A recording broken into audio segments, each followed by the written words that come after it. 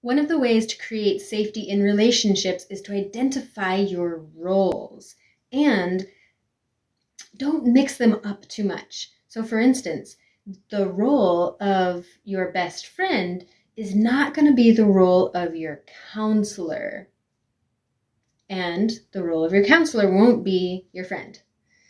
That's one example. Another example, let's say your children. The role of your child is that it's not to be your friend or your counselor or your boss or whatever. Their role is your child.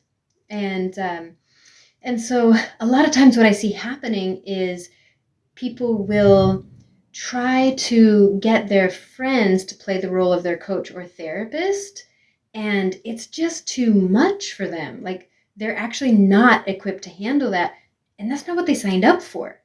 They signed up to be your friend, to have parity with you, to have mutuality.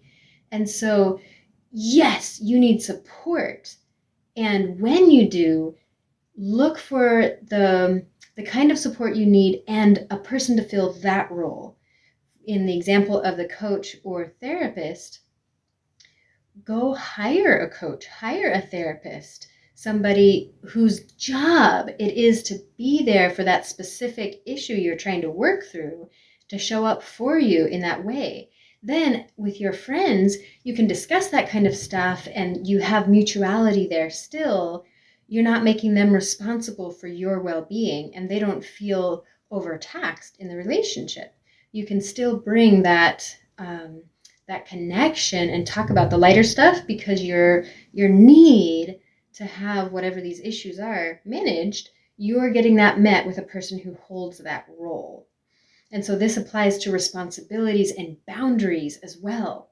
Having clear roles of like, what is your job in a relationship? Your job isn't counselor for your friends or your family members. Your job isn't caretaker unless you have agreed on that. Maybe you have an aging parent and that's the role you want to play. Great.